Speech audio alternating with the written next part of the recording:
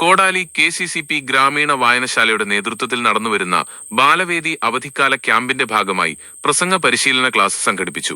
Kodakara block panchayat അംഗം Praveen M. Kumar പരിശീലന class നയിച്ചു.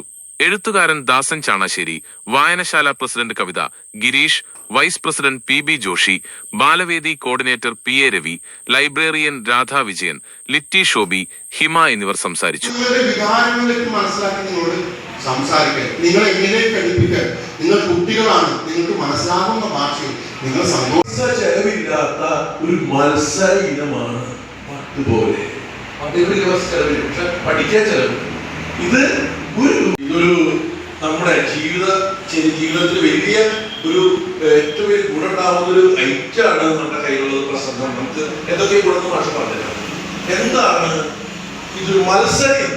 നിങ്ങൾക്ക് അത് കലോത്സവങ്ങൾക്ക് ഒരു മത്സര ഇനമാണ് പ്രസംഗം. എല്ലാവർക്കും അറിയാലോ, ഓരോ മത്സരത്തിന്റെയും കോസ്റ്റ്.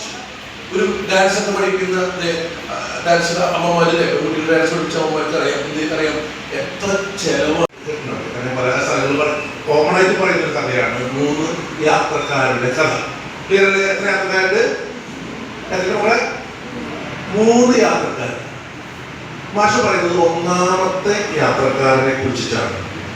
1ാമത്തെ യാത്രക്കാരൻ ഇതുപോലെ ചുട്ടുപൊള്ളുന്ന വെയിലുള്ള നല്ല ചൂടുള്ള ഈ സമയത്ത്